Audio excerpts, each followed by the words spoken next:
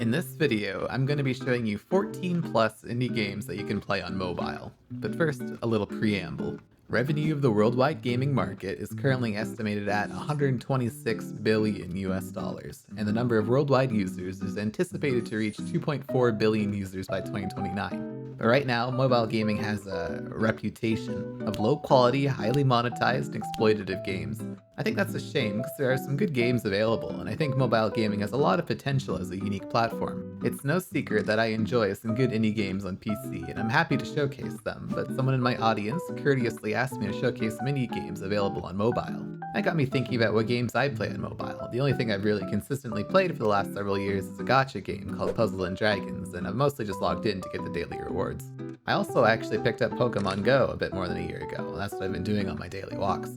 In this first part, I'll be going over the games in my Steam library that I have played and I think would be well suited for mobile. I'll try the games that are free, but forgive me for not wanting to purchase 50 games, most of which I've purchased and played through already. Since there are over 50 games I want to showcase, I think this is going to be a 3, maybe 4-part series. In the top left corner, there'll be 5 logos to show if it's available on iOS, the Google Play Store, the Amazon App Store, or on the Nintendo Switch, and if it's free to play, or the price in USD if it's pay to play. I heard you can download quite a few Google Play apps on Huawei phones through Gbox, so I assume if it's available on Google Play, you can play it on Huawei devices too. The first game on this list is an instant classic, Vampire Survivors. I talked a little bit about how the mobile port of Vampire Survivors was developed in this video, but basically, the developer, Luca Galante, wanted to port to mobile, but couldn't find a publisher that didn't want predatory ads, so he ended up doing it himself. Vampire Survivors is particularly suited for mobile. The game is based around surviving as long as possible in short sessions by finding and upgrading auto-firing weapons. Sounds like the only ads are for extra gold or revives after you die, and the only paid content is the DLC. You can even disable ad rewards in the settings and you can play offline. Only note is that the game can have a lot of flashing lights, so maybe skip if you're sensitive to that, but otherwise, definitely worth checking out. Downwell was actually made with mobile in mind. Even the game in the Steam store has the main column. The sides are basically just for displaying stats or decoration. Your goal is to go down as far as you can, shooting enemies with your boots and collecting money as you go. Your only buttons are move and shoot, and the color schemes make the game incredibly readable. It turns out Jonas Turner, who I loved on the Atomic Crop soundtrack, helped out with some of the sound design too. Each level is procedurally generated, so the gameplay is varied every time. It's only a few dollars, so definitely worth trying. Reigns is a game I own on Steam that works very well for mobile. You are king, simply presented with a series of questions, and you choose which option you want for your kingdom, trying to balance out the 4 primary stats. It doesn't take much to die though, from the military holding a queue to the church martyring you, or your citizens outcasting you. Every time you die, there are new challenges and goals to try and reach. Really easy game to pick up and put down, totally worth checking out for a few dollars. There are only so many events and cards to choose though, so it's not endlessly replayable unlike Slay the Spire, which is one of my top games in terms of playtime in my own opinion. It's a go-to game for when I'm doing something else like listening to news. Slay the Spire is a roguelite deck builder with 4 characters who all have their own motivations to, well, slay the Spire. The core gameplay loop is fantastic. Add and remove cards from your deck to build a strategy, find relics to help enforce your builds.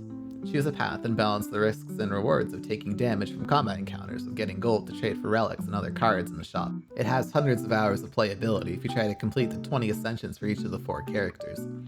People in their reviews seem generally happy about the game and port itself, but there are some complaints about the touchscreen controls for putting down cards, sometimes accidentally playing cards you didn't mean to.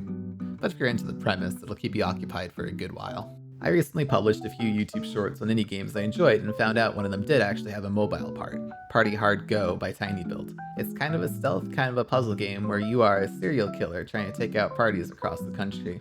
I think mobile controls should transfer fairly well, since your only actions are moving, stabbing, picking up bodies, putting them down, running away, and using items. I did hear there are some issues with the mobile port, something about buggy audio and controls, but maybe worth checking out. Also, apparently Hello Neighbor is available on mobile, though I don't know if I would recommend that. Another game from Tinybuild I'm not sure I would recommend is Graveyard Keeper. I tried it on Steam and got kind of bored after a little while. Graveyard Keeper is kind of a spooky Stardew Valley, where you need to tend to your graveyard, and there's crafting and combat and technological progression and a quest line which involves crafting and grinding and so on. From other initial reactions I've read, the game's pretty confusing since there's very little introduction and tutorial work, and there are some buggy perks on mobile. But people have also said you can pick it up and play it whenever you'd like, so if you're looking to something RPG or Stardew Valley like for mobile, it might be worth a look. Oh yeah, or you can actually just play Stardew Valley on mobile. but I figured if you've wanted to play it, you would have heard of it and played it by now. Very relaxing farming manager game, and the developer Concerned Ape adapted it for mobile, so it should hopefully be easier to pick up and put down with things like autosaves. Another easy recommendation is Blotro. It's amazing to me that in the grand scheme of things, it's still an underground indie game since it blew up last year. But from what I hear, it plays perfectly well on mobile. If you haven't looked into it before, Blotro is a game about playing poker hands, where you try and score enough to beat a round before you run out of hands. The twist is that Blotro is a roguelite.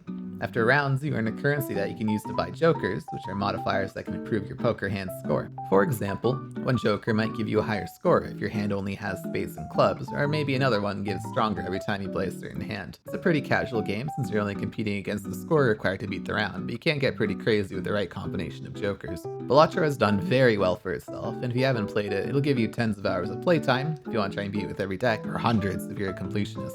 Dead Cells is a great and replayable action roguelite I covered briefly in this video. Well, it's on mobile too. The iOS store page says it offers in-app purchases, but I imagine that's for the DLC like how Vampire Survivors does it. Personally, I would think the controls are a little hectic for mobile, but the reviews are overall very positive. Papers, Please is one of the games I individually purchased and played through in high school. In the game, you're a border control guard who is tasked to find discrepancies between citizens' passports, work permits, official documents, and detain criminals. Or maybe let them pass for a bribe. The choice is yours. It's not endlessly replayable, but there are a few story paths you can explore. There's also another game by either the same developer, Lucas Pope, or the people who ported Papers, Please to mobile, called Helsing's Fire. It's a puzzle game, also has some great reviews, might be worth taking a look at. Scourgebringer is a cool one. It's an action platformer roguelite with procedurally generated dungeon maps made of pre-built rooms. It's pretty challenging, maybe even more challenging on mobile, where you can't remap the controls and attacking might be automatic. That's what I read in a review, but stylish and fun nonetheless. Turnip Boy Commits Tax Evasion is a cute little game I played on Steam. The Apple Store preview says it's designed for iPad, but you can probably play it on whatever. The game is story-based, so you'll probably only want to play through it once, but there's also Turnip Boy Robs a Bank, which seems like a roguelite, so it's a bit more replayable. The same developers, Plugin Digital, also made Serial Cleaner, which I played a little bit on PC and remember having some fun with. Serial Cleaner is an action stealth game based around someone tasked with cleaning up after mob hits, so you can kind of see where the puzzle and stealth elements would come in. Dicey Dungeons is a fantastic game. I might cover it more in a different video since I really admire how much the developers have gotten out of the concept of rolling dice to deal damage and how well they reuse the enemy's abilities. But in Dicey Dungeons, you do a series of short dungeon crawls where you pick up different equipment and roll dice to use those equipment against your enemies. Sometimes the equipment has a requirement like the dice value must be 3 or lower, or only even dice, for example. There are several characters with their own unique equipment, and several levels for each character which change the game's rules, sometimes changing all the characters' equipment to an entirely new set. There is a crazy amount of variety and replayability in the game, and has my seal of recommendation for roguelite enjoyers. Baba Is You is an insanely clever puzzle game where you can change the rules of the world by pushing blocks of words to remake new sentences. For example, you might find these 3 blocks together in a level. Flag is win, where touching the flag wins the map. If you can replace that flag block with something like flower, then flower is win, and touching a flower will win you the level. I played through about half of Baba Is You since I got hard stuck at some point, but maybe I should come back and try finishing now that I've had some time off. If you don't look up a guide, Baba Is You will keep you busy and it's great for mobile since your only actions are moving in the cardinal directions.